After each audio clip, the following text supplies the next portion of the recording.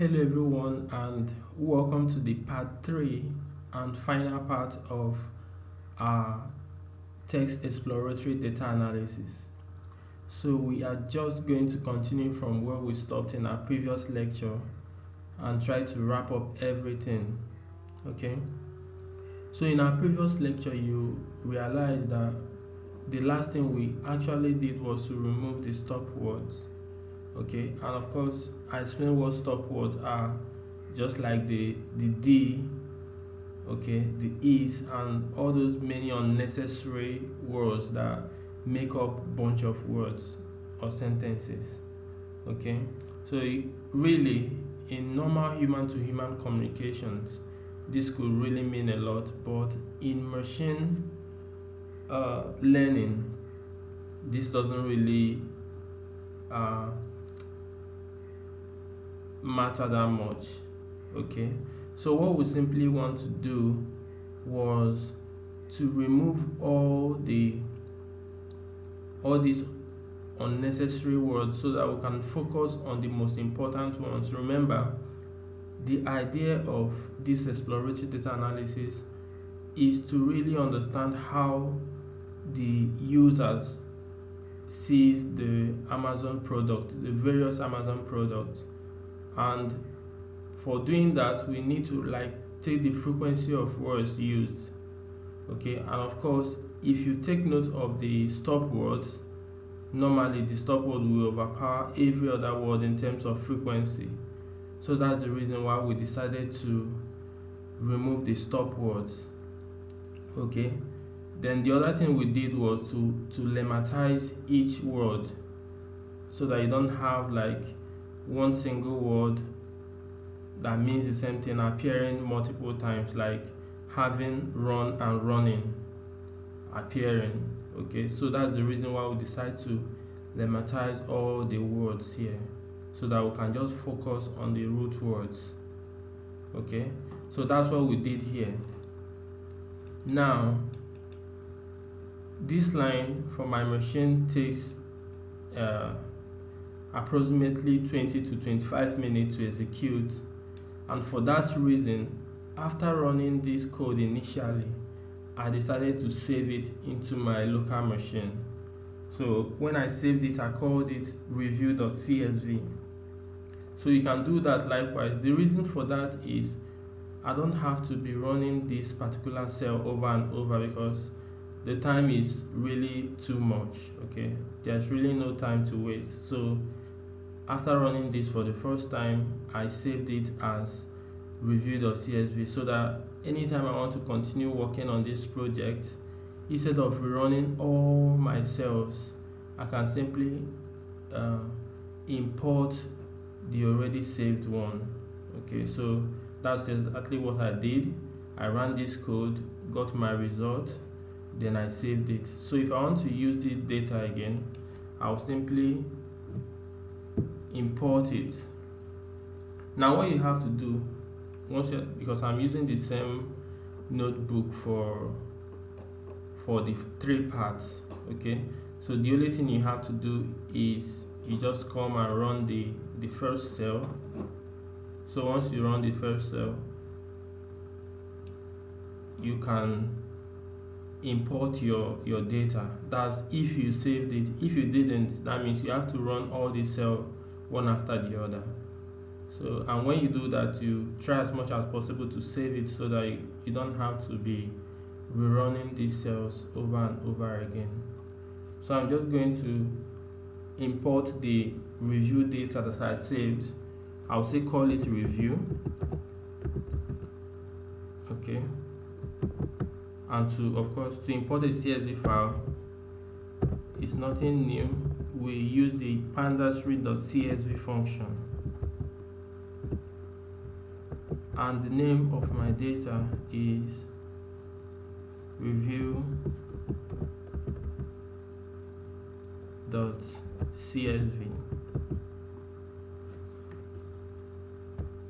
So let's go ahead and import it.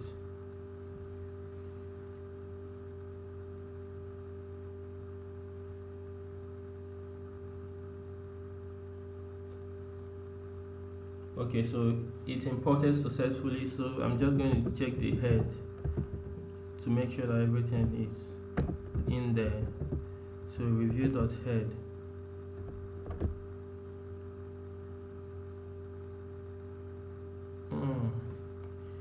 Everything is here, but we have an unnamed column here. Okay, so this is as a result when I was saving this particular data, I didn't indicate the index to be false. So if you are saving yours, let me just show you. If you are saving yours, what you simply need to do is to call your variable name, which is your review data. Okay, so you say .to underscore CSV. You know how to do this. I'm just going to show you again. So then once you do to underscore CSV, what is going to come inside the string is going to be the name you want to save your data as. So you might decide to save yours as review as well. Okay, you call the extension .csv. Then the next thing you have to indicate is if you want this index that was automatically generated by Python to be saved with your data. If yes, you can leave it like this. Then if you don't want it, you can say index equal to false. Okay, so once you do it like this won't save your index. I think this was what I missed. I didn't indicate this, so that's why when I tried to import this thing was there. Okay, so but it doesn't really matter because I'm not going to use all this data here for now. Okay, we'll use all of them when we start doing sentiment analysis, but for now what I'm just interested in is the name of the product and the cleaned column here. So I'm going to index out two of them, and there is something I want to do. I want to group everything according to the product name. Okay, and to achieve that, we are going to use the group by function. So let's see. We want to see each product name and their review, so we are going to group everything based on the product name. So to do that, let me write a brief comment. Group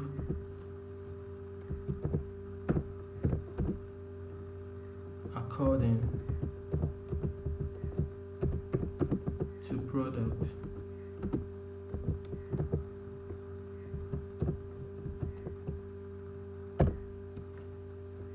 Okay, so to do that, I'm going to call my data name, which is review, and index. Remember, to index two items, you enclose them in a list because they've already formed a list of items. So then we use the other square bracket to index them. So you remember, we've been doing this like for a long time now. So I'm interested in the name column, comma, and the cleaned column.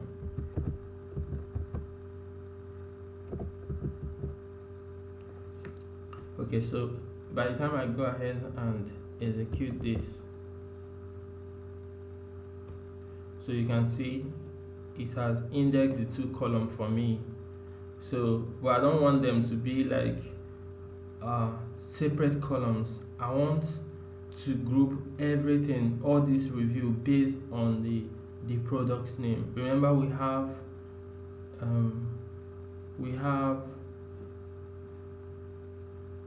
8 unique products here.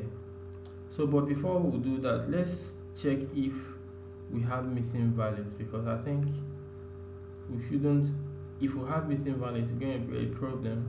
So always check in your analysis if you have missing values and try to fix them as soon as possible. So I'm going to say dot is null,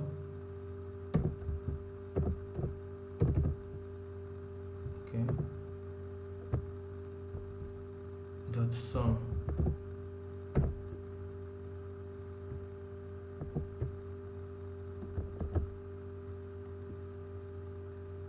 Oh, I have two missing values here, so I'm just going to fix it here. Or let me not mess everything up. Let me leave this particular code. I'll just copy this.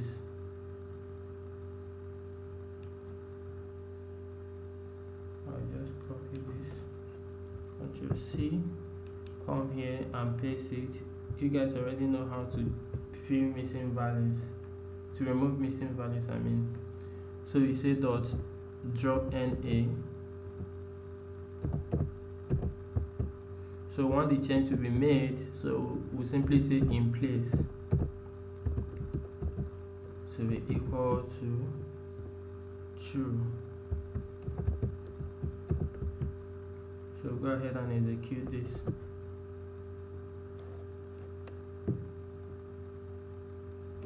So we can check for the missing values again.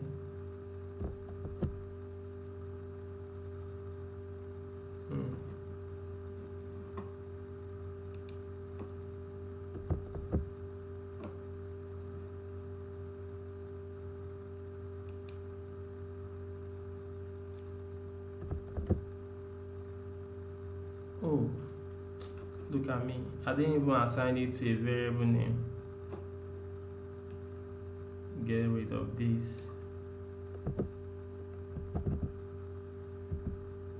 What should I call it? Let's call it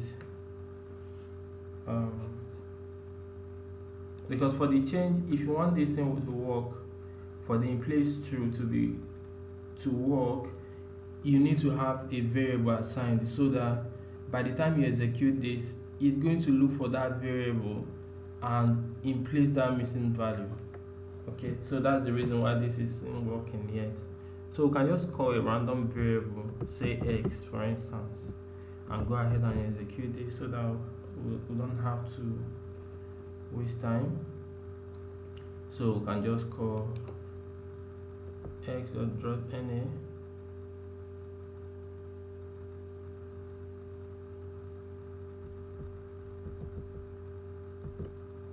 Can say x.drop_na. So let's see again.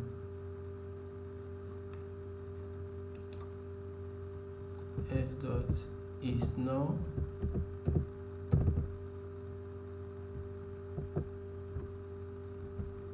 Dot sum.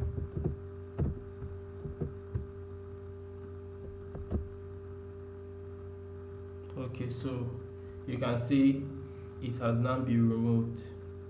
So we can just go ahead and continue our journey.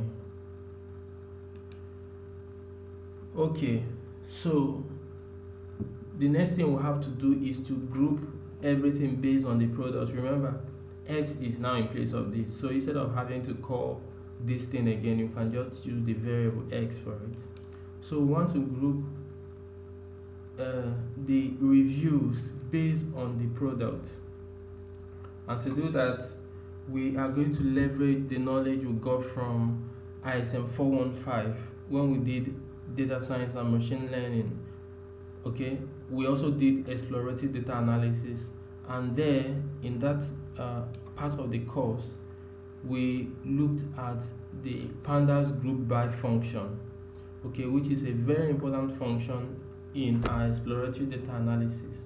So we are going to leverage on that, and I hope you guys still remember the group by function. Okay, so we call our variable name X, then we'll say dot group by. Okay, want to group by. So what do we want to group by? Remember I said we want to group according to the product. So we want to group by the name. So So by the time you execute this, it's going to return a pandas group by object. Okay, now there are different ways to aggregate these things. You can sum it. If we sum it, we get the same result. But I'm going to show you two ways, because in data science there are various ways of doing things. Okay, it's now left to the individual to pick his or her choice. So we can use the dot sum function to sum up everything, so to aggregate everything, or you can use the lambda function as well. So I'm going to show you how both of them work.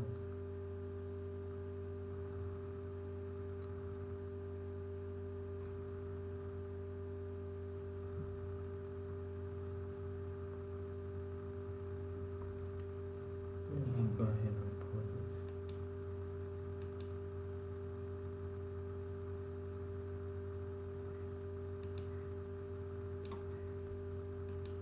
it. Okay, so you can look at it and see the product name. Now once you see the product name, you can see their reviews and so on.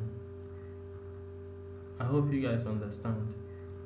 So for instance, if I index cleaned now, okay, don't worry, we'll do that by the time I assign a variable to this, but I just want to show you another method of doing this. We can go ahead and copy this, Ctrl C, come here and paste. Then we can use the dot aggregate function, dot arg. Then inside we use the lambda function. We say lambda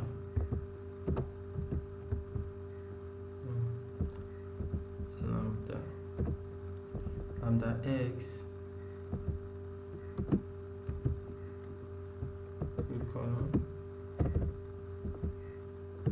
give a space, then dot join x. Okay, sorry, talking about joining x, in this particular line of cell, when you remove the subword, please ensure that this is spaced. Okay, because if you don't space it, it's going to join everything together. So and also go through all these ones to make sure that they are well spaced, so that you don't have a sentence in your data looking like a single word. Okay, so we can do this like this. We can aggregate all these things, so by executing this. Okay, so you see we have the same thing, but you might want to ask, what's now the difference between this and this? Now the difference is very simple. This one, the results are the same, but the execution times are different. This one took longer to run, to execute. That means it takes more processing speed from your machine. But using the lambda function, it makes the execution to run faster, okay, thereby consuming less processing speed. Okay, so you can decide to use this, but this one is easier. This is easier to remember, but this is faster. So I'm just going to, whichever one you choose to go with, they are the same thing. So I'm just going to assign this to a variable. I'll call it review underscore groups, or I could just call it groups, but let's just go with this. Feel free to call yours anything. So I'll just go ahead and execute this. Then the next thing we want to do is, we have successfully cleaned this. Okay, I wanted to index this for you.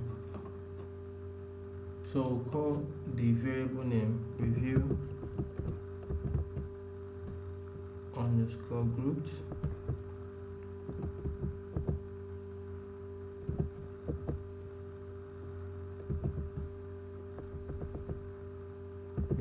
called groups. So I want to index the clean data, the first row in the clean data.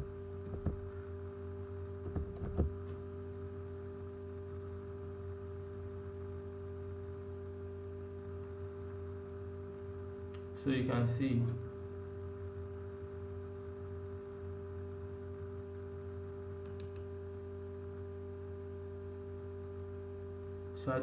I hope you guys understood what really happened here. So let me go back and explain it to you. 1, 2, 3, 4, 5, 6, 7. Yeah, so remember we had 8 columns in our data. 8 unique products name in our data. So, and we want to see how different Amazon customers rate each of their products. So now it is appropriate for us to group the product based on the review based on the product. So what we simply did was we grouped the product obviously based on the product name, okay, which we have here. So if you count it, you see that we have the 8 unique products: 1, 2, 3, 4, 5, 6, 7, 8. Then we assigned each reviews, because from the original data you can have different, you look at it here, you have this one and this with different reviews, right? So but what we did by the time we did group by was to add all the review for one particular product in a cell. So for this now, for this particular item, all the reviews for these items are in one cell. For this product, all the reviews are in this cell, in this row. For this, all the review for it are here. So don't have to have Amazon Fire TV review here, Amazon Fire TV here, and many others. So this makes it easier for us to kind of continue working with our data and also learn how to visualize it. So by the time I indexed the first review, which is for the all new Fire HD8 tablet, you can see all the different reviews for that particular product here. Okay, you can see all the reviews. This contains maybe hundreds of reviews for that particular product. So this is kind of cool. It makes it easier for us to continue working with this data. So now we have successfully removed these stop words. We have also successfully lemmatized our individual words. But these things, how do we try to gain insight from all these things? Okay, using machines. Now, it is important to understand that machines see things differently as we humans do. So in order for us to leverage on the power of machine, okay, we need to really make our data more machine comprehensive. So, and for us to do that, we need to convert this into what we call a bag of words. So you can call it a bag of words, you can call it document term matrix. So you can use the two interchangeably. So what we mean by document term matrix or bag of words is simply to convert each word in a sentence. Okay, now a sentence here is review for us. So to convert each word in that review into a frequency distribution. Okay, for instance, if you have good coming twice in a particular word, so that means the frequency of good there is 2. So that's simple. And as we proceed, you are going to understand why we really need to convert those things into frequency, because we are trying to understand the customer's review of Amazon's product. And for us to do that, we need to know the word they most frequently used to describe those products. And to do that, we need to convert the individual reviews into bag of words or documental matrix. So, and to convert to those things, we are going to make use of feature extraction function from our scikit-learn. You guys still remember scikit-learn? We used it in data science and machine learning. Very powerful library, if not the most powerful library in data science for now. No, not the most powerful, but the most used, along with the pandas library. So we are going to create a documental matrix. I've explained it to you, so let's get started with it. So I'm going to write a comment creating a document term matrix, or you can call it bag of rows. Okay, so how do we start? We get started by importing the feature extraction function from our scikit-learn. So we simply say from sklearn, okay, dot feature underscore extraction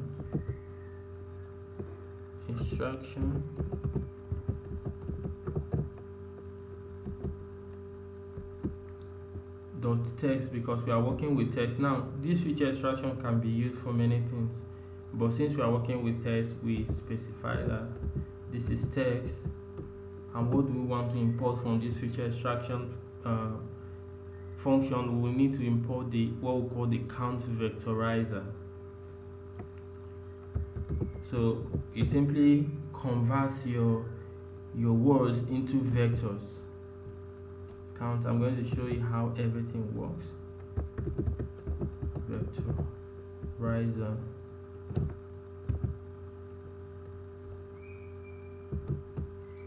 So let's go ahead and execute this.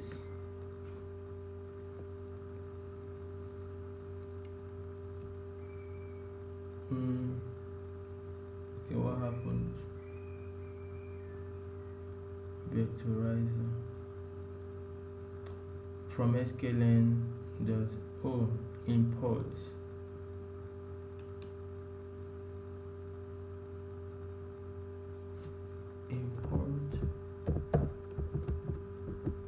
okay, let's see.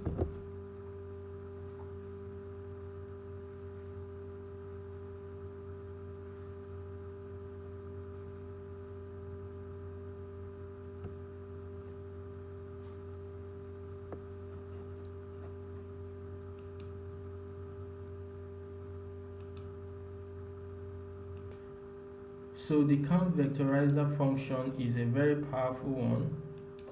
Remember, I always like to emphasize on you using Jupyter Notebook to get help about individual functions you don't understand. Okay, the Jupyter Notebook offers you like a documentation that is second to none. So by the time you get help on those individual functions, it makes it easy. You understand some of the parameters that are required in that function, and you also get to see an example of how to use it. So to do that, you just put a question mark in front of it. So let's see how the count vectorizer works. So you can see this is it. This is the function. It takes input, encoding. These are default values, so you might decide to change this, or you can decide to leave it like as it is. So you have token pattern, engram, analyzer. By default, this count vectorizer is used to analyze words. So there's no need for us to indicate this parameter anymore. It is already on its default.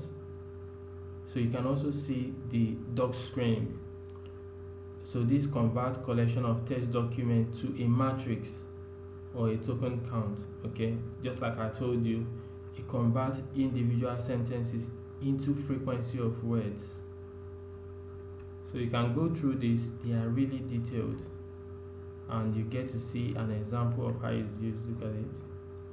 So you go through this, well, we're just going to skip this part and continue. So I'm going to assign this just like the way we did in machine learning. You assign the imported functions to a variable name, a short variable name that's easy to use. So I'm going to call it CV.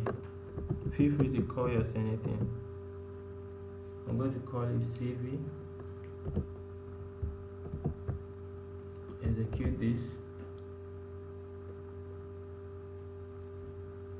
So what do I really want to convert into a documental matrix? Very simple. I want to convert all the words, the sentences, the reviews. Okay, so and where do I get it? I will simply get it from the cleaned column in my review underscore grouped. So that's what I'm going to do now. And to do that, I need to make use of the fit transform function from this count vectorizer. So let me show you. To do that, I simply call my variable name CV, then I'll use the fit transform, just like we used when we did label encoding. We converted some particular columns that are characters into numbers. Okay, the same fit transform. So cv.fit underscore transform, we can get help as well.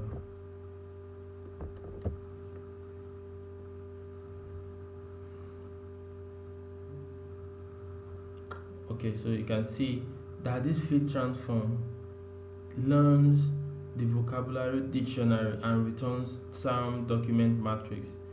So TDM, you can call it documental matrix, or you call it term document matrix, or you call it bag of words.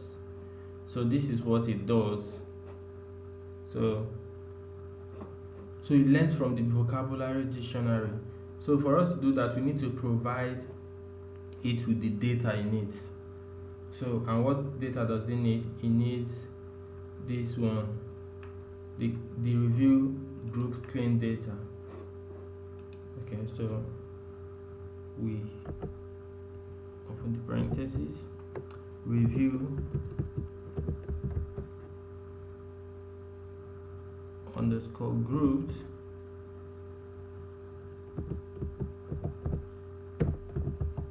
then we index the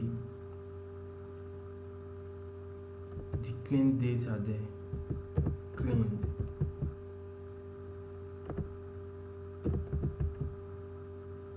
Okay, so we can go ahead and execute this and see what we get.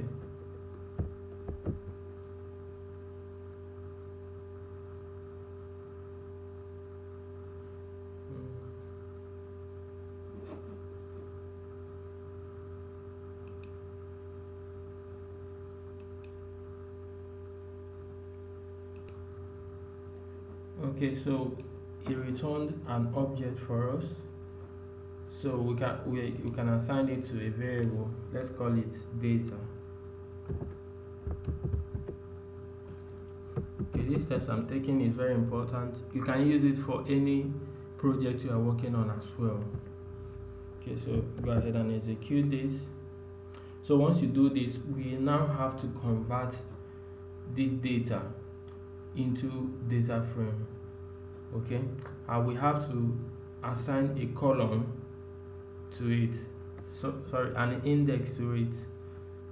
And to get an index, there is something called get feature name from this count vectorizer function, which is very important. It contains different words from A to Z. Let me just show you. So you call your CV dot get underscore feature underscore name. I just want to show you this thing before we use it.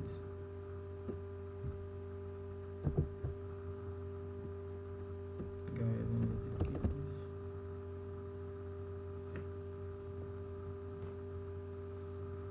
No. Where did I get the E from again? Error, throw up an error.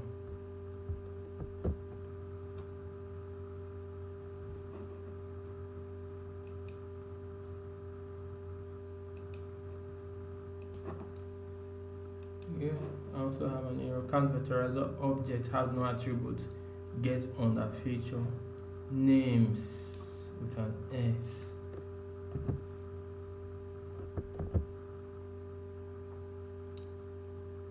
Okay, so you can see it from AA all the way to. So these things can match any bag of word. Okay, so you can really match any sentence you have and count them and assign a frequency to it. So we are going to be using this. So I'm going to show you how we are going to do it. So first of all, we use our pd.dataframe to convert these things to data frame. pd.dataframe data frame.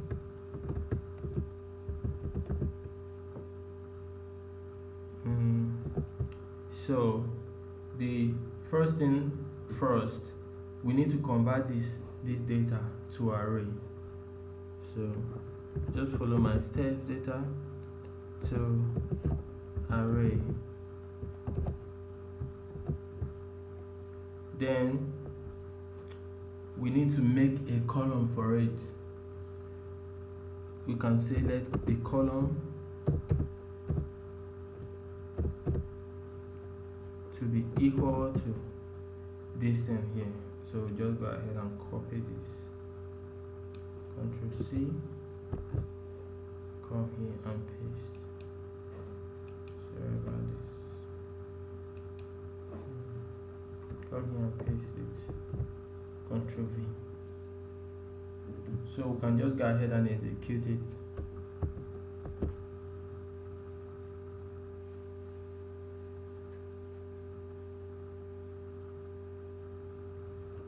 Why do I keep missing the S here? S. So for the record, if you want to know why how I'm knowing this, is because I've gone through the documentation for some of these functions. So if you don't know how to some of the things that are required in the pandas data frame function, you can just get help for it. So that's the reason why I know I've done this many times.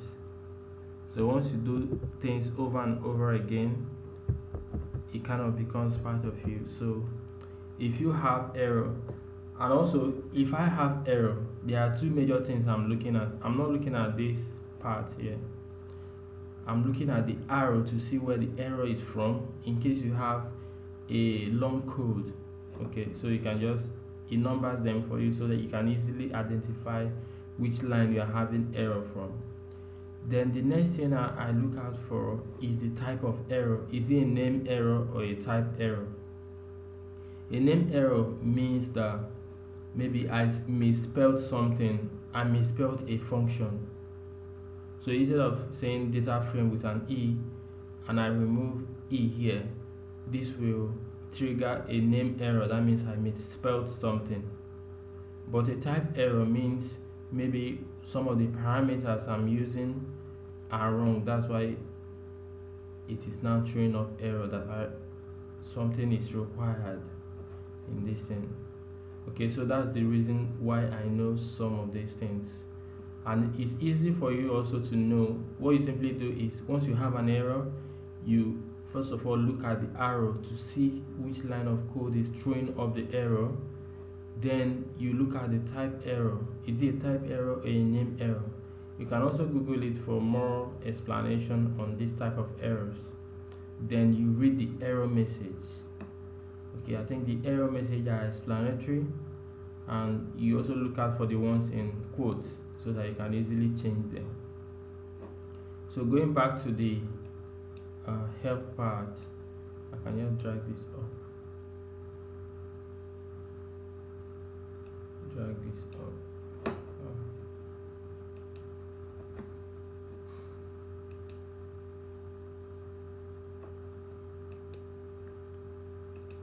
Okay, so you can see the columns here. So that's the reason why I'm having errors. So these are some of the parameters it takes. Your data, which is this one, and the rest are by default. So by default, there's no index to be assigned to it. Then we have columns. There's no column, but we need to assign it to a column, which is this, and the rest too.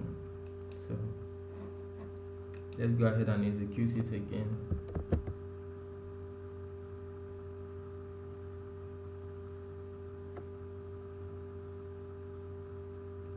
So you can see it. You can see how it is. So let me show you, let me tell you what happened. By the time we assign this data, remember this is your data now that you converted to array, are the reviews. Okay, so we have a bag of word that features from our count vectorizer function. So by the time you assigned the review column to this count vectorizer to fit the transform, it goes through each reviews and tag them accordingly based on the letters. You get, it tags them based on the frequency. If ABCD appears, how many times did it appear? How many times did this word that is supposed to be here appear? So we are going to see them soon. We are not done. So the next thing, let's assign this to a variable. We can continue calling it data, or we can just call it data frame, DF for short. Go ahead and execute this.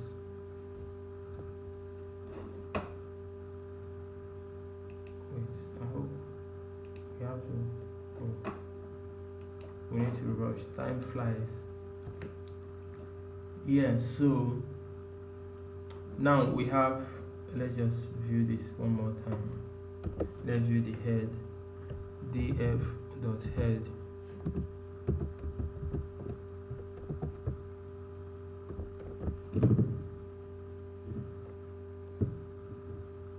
Okay, so we need to assign columns to this index. We need to assign index to this data frame.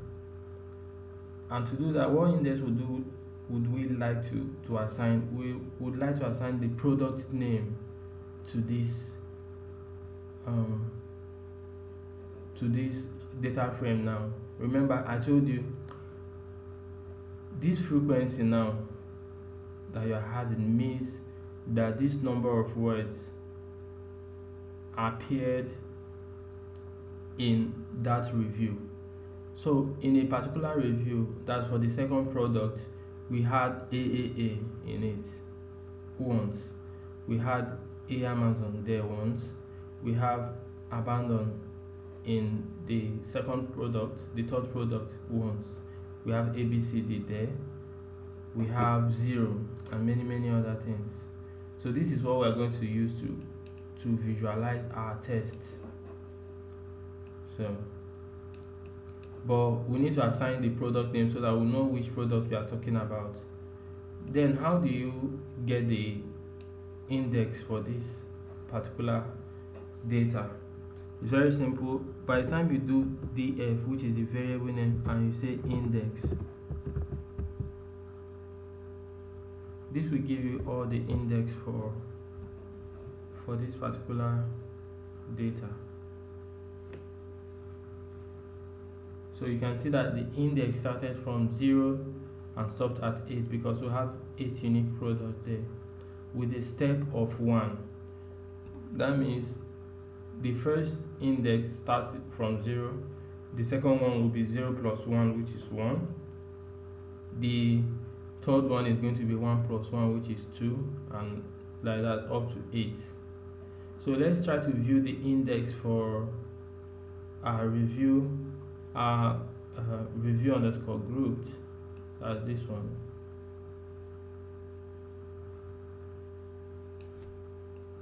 Control C.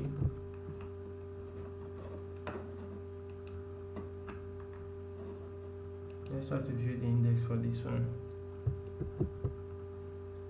Dot index. So by the time we do dot index and execute it, it's going to give us the product name, because by the time we did group by, it automatically assigned the product name as index. So you can see it.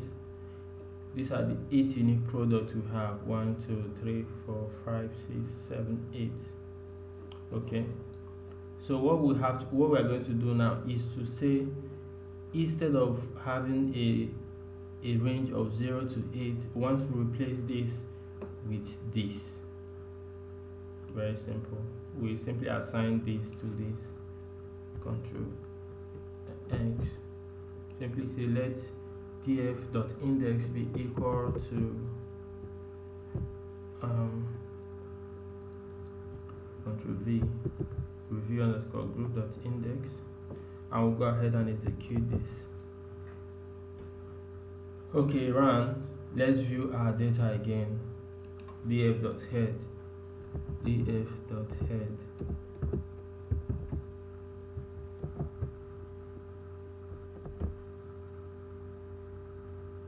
Awesome. So you can see how we built everything from scratch up to this point. So the first item here is going to be the name of the first product, and these are the different reviews, the frequency of the reviews. So in this one we have 0 appearing 4 times in all the reviews for this particular product. If you go sideways, you are going to see more. Okay, so now we are done with our test pre-processing. Okay, the next thing we are going to do now is to enter our exploratory data analysis proper.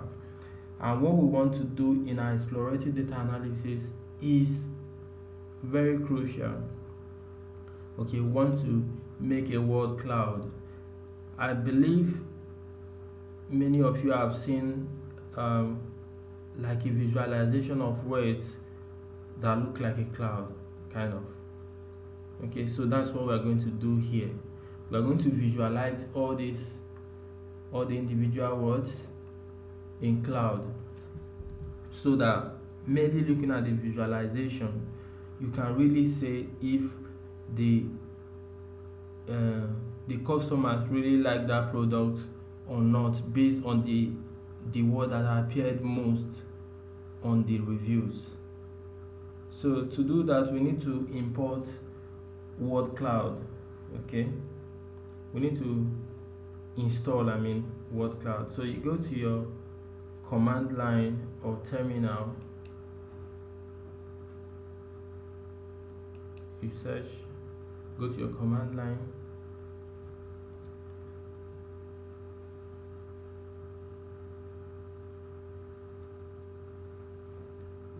cmd. You already know how to install libraries. You can even decide to install it on your Jupyter notebook self. So let me just show you. You can just put this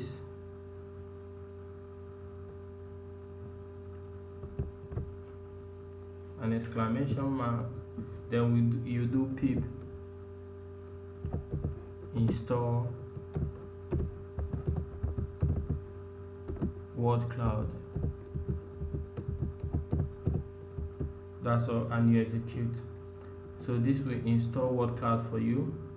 Another thing we need to install is test wrap.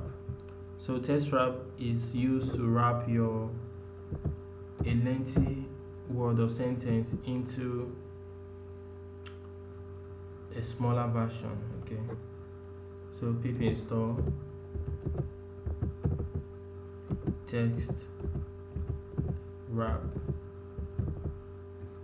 Okay, this will install it for you, but if you don't want to run it on your Jupyter notebook, you can copy the same code from here, excluding the exclamation mark. You copy it from the pip install WordCloud and paste on your terminal if you are using Mac, or your command line if you are using Windows. Okay, so that is it. So I already have it installed, so there's no need for me to bother much about it. So I just have to import. Just say import. I'm going to say from WordCloud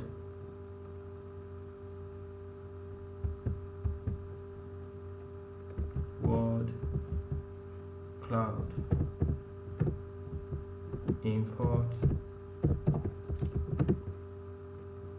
WordCloud.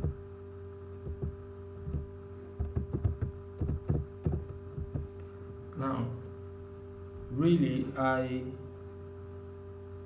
what I'm about to show you now is constant for, well, there are many ways of visualizing text using WordCloud.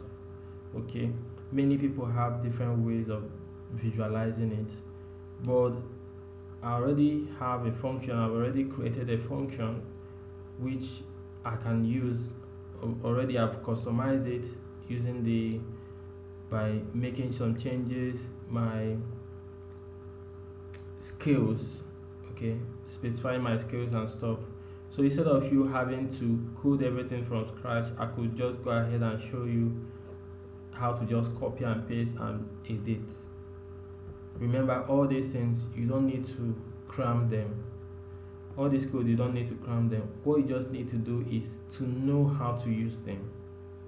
Once you know how to use them, you can always get the code. The codes are always at your fingertips.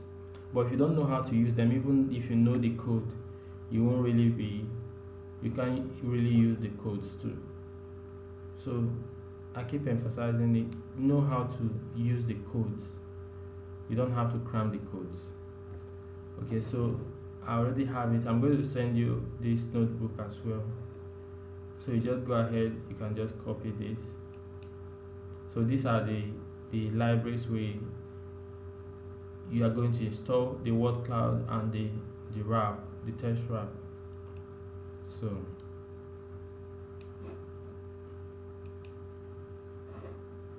we're going to copy this.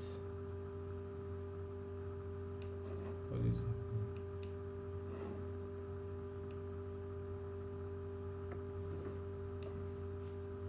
What you see?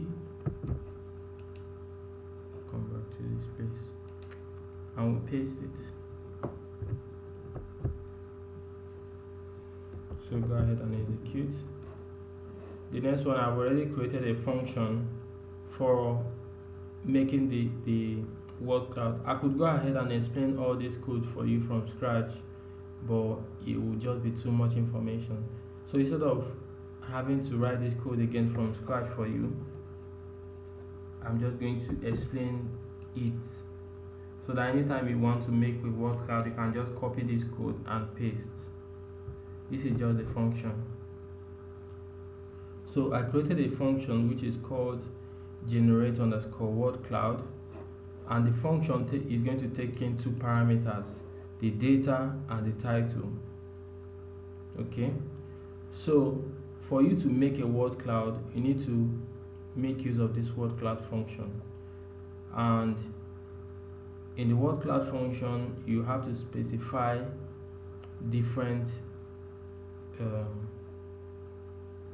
different parameters. Let's just get a help about WordCloud and you see. So we're going to copy this to see. So put a question mark.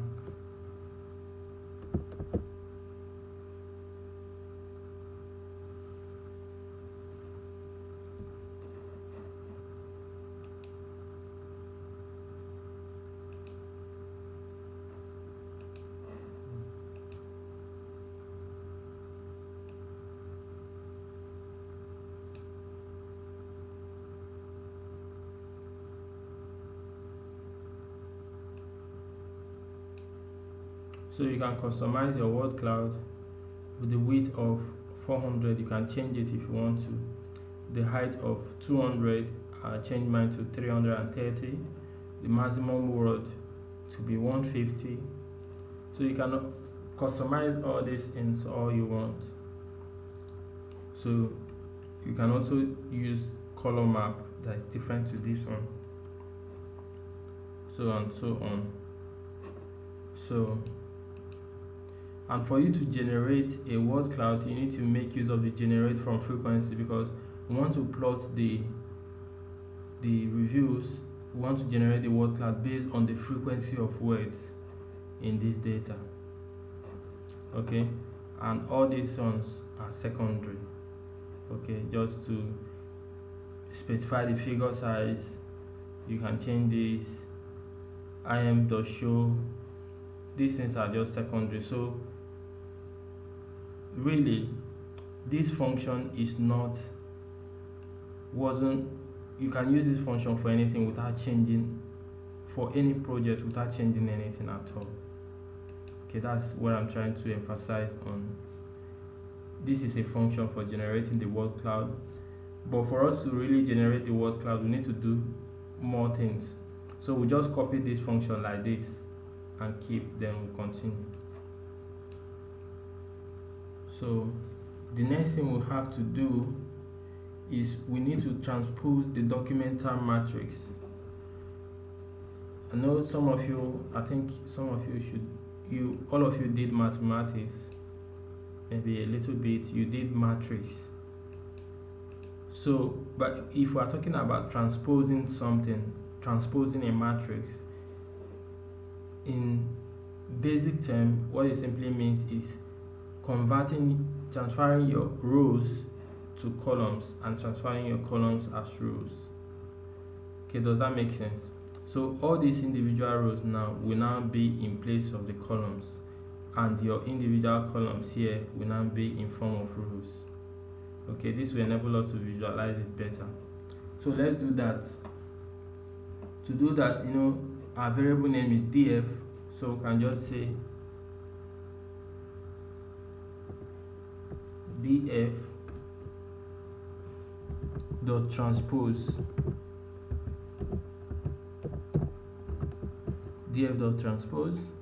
let's see.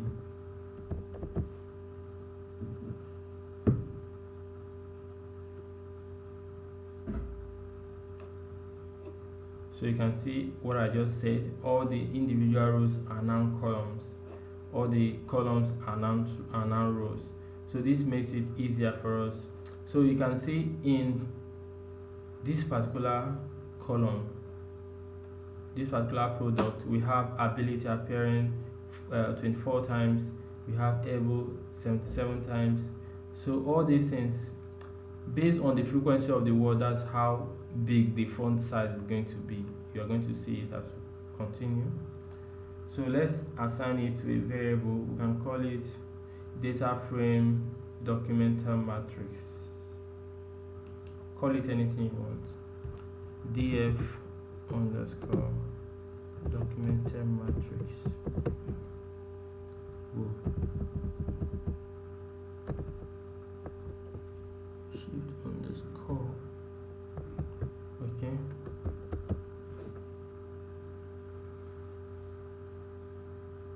All right.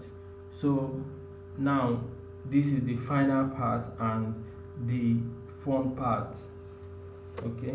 So now it is time for us to plot our word cloud. So I'm going to write a comment.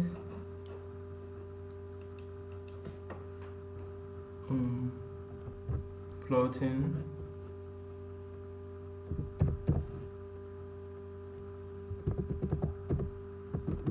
the word cloud.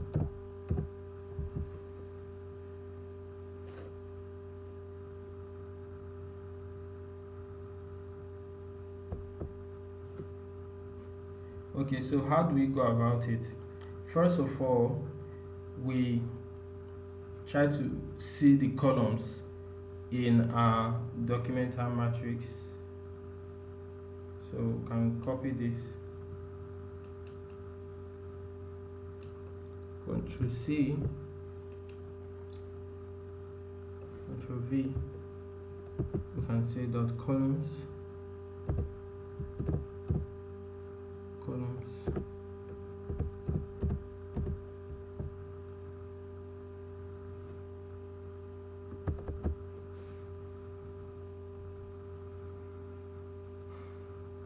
Okay, so we can see that this thing has two results, the index and the product name, right?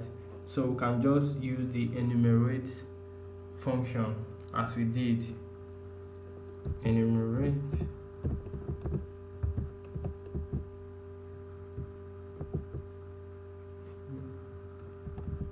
come here.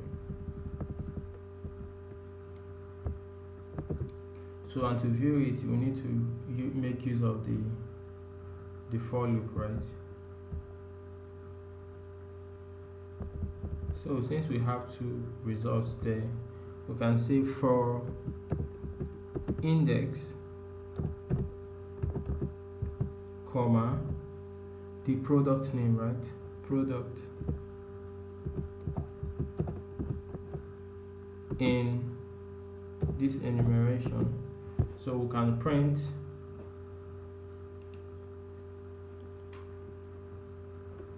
so I'm just taking this step by step so that we don't get confused. Okay, these things are really not difficult. So print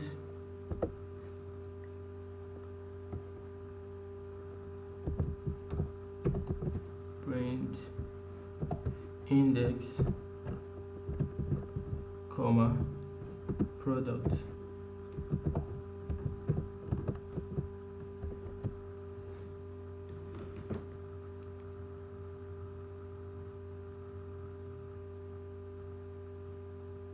Okay, so you can see it.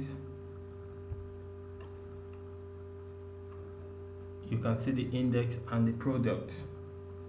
So, well, this is not what we really want. We can say print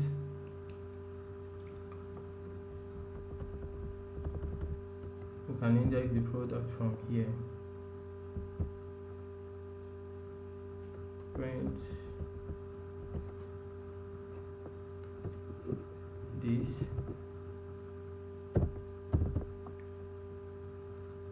and the product inside without the, please don't put the quote in it too. Product.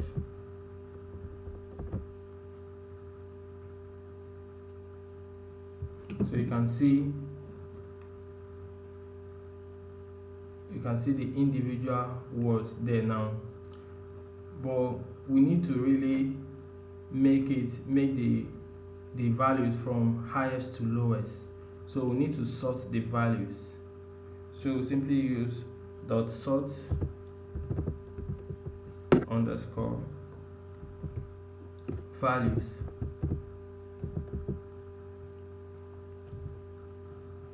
So and specify the ascending to be false. Ascending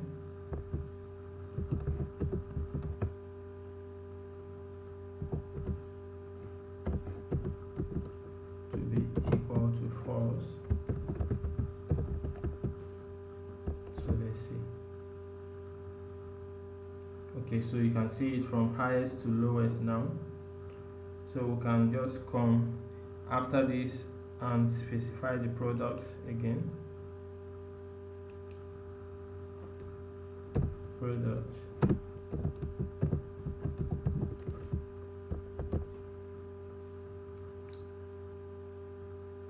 Good.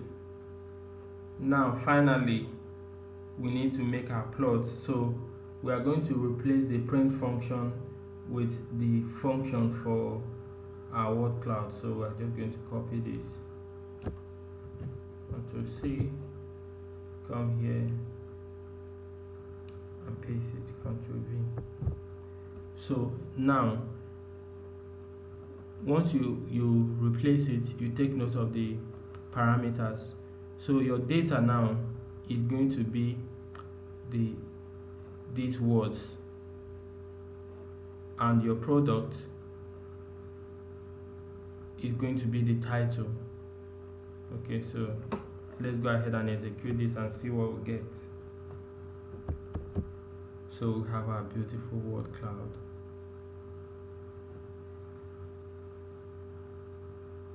Oh, okay, I didn't run this. Oh, that's strange. So you can see how I just identified the problem. First of all, I see where the error is coming from, because this arrow was pointing to the third line of code there. 1, 2. Was it? Okay, here. So you can see it. So this is where I was having the error, this part. 1, 2, 3. So and it's telling me that the name generate underscore word cloud is not defined, so I'm having a name error.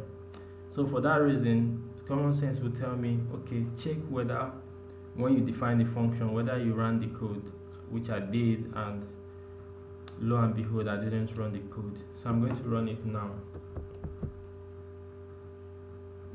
Okay, I've run it. Let's make sure that we don't. Okay, we just need to be fast. Then I'm going to run this again.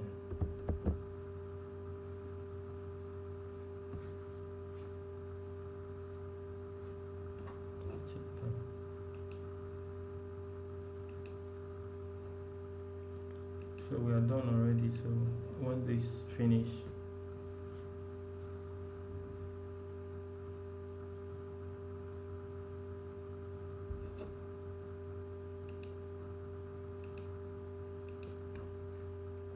awesome. So our word cloud is being generated, so you can see how beautiful it is. By the time this is the first product, which is all new Fire HD8 tablet. So you can see the highest words that were used in the individual reviews for this product. And if you look at it, you are going to see easy, great, many words. So the one that is bigger means that one really appeared the most time. So we can see it for the 8th product. So mainly looking at this, you can really say if the user likes the product or not. If you see something like bad, I don't like it, slow, and many other, it means the product wasn't really good. But you are seeing great, you are seeing good, you are seeing love, you are seeing many things here that are really positive. Okay, so you can see here as well, you can see love, you can see like, you can see great, easy, you can see fun, you can see love, you can see great, good, like. Here as well, you can see use, you can see love. Here you can see love, you can see great, you can see many things. So these are for the 8 unique products here. So some of you might not really like the background, so there are options to change the background color. So you can change it to white if you want to. We just come here and specify one more parameter, which is the background color.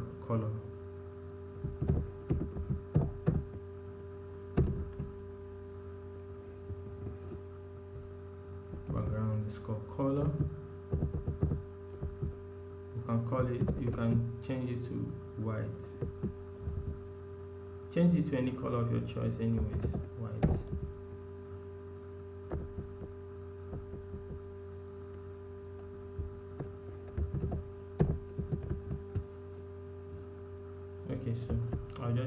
go ahead and change it to white. Did I run it? Gotcha.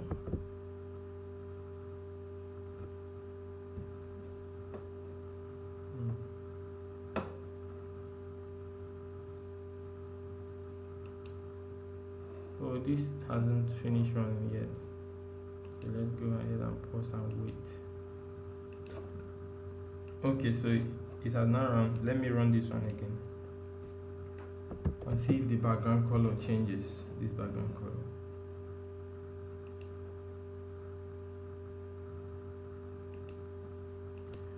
Okay, so you can see that the background color has changed, and I think this is kind of the for me, I will really go with the white background instead of the black background. So if you want to save these images, just right click and select save as. It's very easy. You right click, select save image as. You specify the location where you want to save the image and the name. So it's very easy to do. This brings us to the end of the exploratory data analysis part of this course. It has really been an interesting topic indeed, although it was really demanding. Okay, I will advise you to really take your time. That's why I decided not to rush this. I could finish this in maybe a day or two, but there's no point in doing that really. So the important thing to me is that you understand this thing very well, so as to replicate it on, so you can save it here, so as to replicate it for any other project that you want to work on, any other text related project you want to work with. So you can just visualize it and get review. So these things are really cool and they are not that difficult to do. Okay, initially for you, since you are just starting out, it's going to be kind of demanding, but I believe with little more practice you can get all these things done. And if you have questions, if you have challenges, please let me know. So you try and go through this lecture as soon as possible, especially on that day we have this lecture. You go through it, then we are going to fix an interactive class where we discuss some of the things I couldn't discuss because of time here.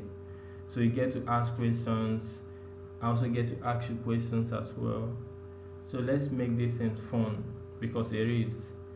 In our next lecture, we are not going to code again. So you take a break from coding. We are going to look at text classification. How do you classify text? We've been talking about sentiment analysis, topic modeling, text generation. How does a machine learn to classify these things appropriately? How does your machine learning algorithm in your Gmail know that this particular email is a spam or a ham? In our next lecture, we'll find out. So we're going to stop here for this week's lecture. I hope you enjoyed it as much as I did, because it is really interesting. So I'll see you next week. Okay, I will see you this week, in fact, for our interactive class. Please write down your questions. You can decide to ask me your question prior to the interactive class, or you can ask me during the session. But most importantly, try to go through the course lectures before the interactive session, so that you don't get lost while we are discussing this. So I will see you on the group, and until then, enjoy natural language processing and don't forget to stay safe. Bye.